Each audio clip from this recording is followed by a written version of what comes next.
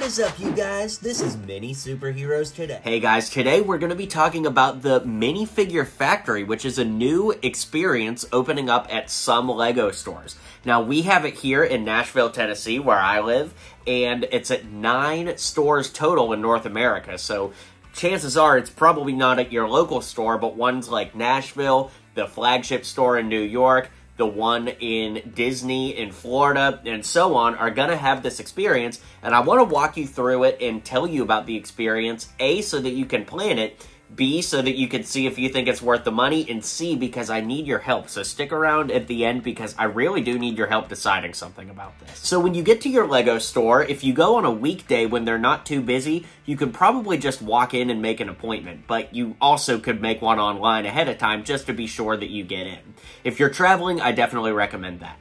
Now, when you get there, they kind of check you in, you pay for it and everything. Mine was about $14 with tax, so not too bad, but it is just one minifig and a brick, so I could see how some people don't think that's worth it. Regardless, though, it was a fun experience. You have these computer screens you go through where you can choose all kinds of different torsos as well as the back of the torso. I thought that was something that really surprised me, so you could choose the front and the back of the torso. Now, unfortunately, the designs are limited for what you can put on the front and the back, but if you don't like those options that they have there, you can also draw whatever you want on the torso, or you could use some of their pre-selected stickers. So honestly, you can get pretty creative with this and make just about anything you want. After the design portion is over, you walk over to these little stations here where you get to pick out the hair, the legs, and the accessories. Of course, not the torso because that's what you're printing. After you pick out all your pieces, you walk around and they actually start printing the piece right before your very eyes. It's pretty interesting to watch, and it's really fascinating that you can get this entire experience for $14. Now, we'll talk about the quality of the print in the review section of this video, but it is pretty fun to watch it, and then after the printing is done, they put it in an oven. Isn't that crazy? And basically, all of that heat kind of cements the design onto the torso, so it does end up pretty awesome when it's all said and done. And with that being said, let's talk about the finished product. Okay, so when you're done, they put it in this cool little box, and how it works is you just kind of pull this front flap open like that.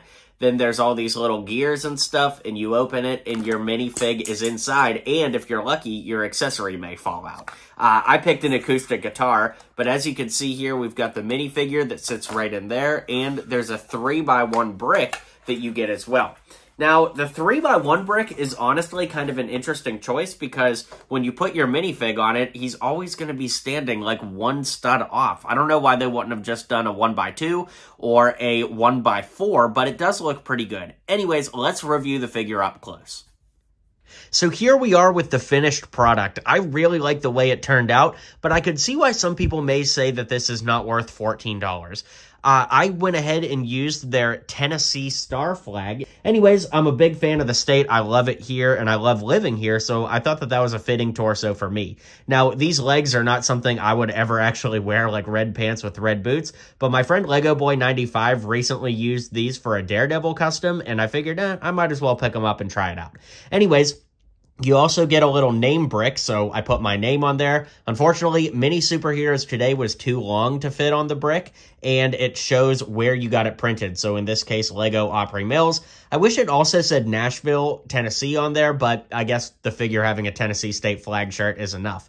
Like I said, you do get to choose a head while you're there, so I went ahead and chose this one. They didn't really have one that looked exactly like me, but that hairpiece is pretty darn accurate for me, so that was pretty cool. Honestly, I do think it was worth the price. I could see why some people might argue that it isn't, but getting a 1x3 custom printed brick, basically pick a brick elements for the head, hair, legs, and accessory, and then a custom torso is honestly more than enough for me to say it's worth it, but I'm curious to hear what you guys think, and like I said, I do need your help on something, so let's get into that. All right, guys. Well, thank you so much for hanging out, but I do need your help, so don't click away just yet. I have a question. Obviously, here on the channel, I do a lot of Purist customs, so what that means is using pieces that only exist because they're made by Lego. Do you guys consider this a Purist custom piece? Now, I don't ever see myself making a custom where I need a Tennessee flag t-shirt, but what if they had something that would work really well for Moon Knight or for Star Wars, or Could you go to the Lego store and do your own design, have it printed, and then is that an actual Lego piece? Honestly, in my opinion, it probably is, but I want to know what you guys think. If you do like that, then I may start going to the Lego store and designing, torsos for characters Lego hasn't made yet, but I am excited to hear what you guys think, so drop a comment down below, be sure to hit like and subscribe, stay inspired, and I'll see you guys on the next video. Well, you made it to the end of the video. Thanks for hanging out with me today, and don't forget to hit like and subscribe, and maybe check out one of my other videos listed here.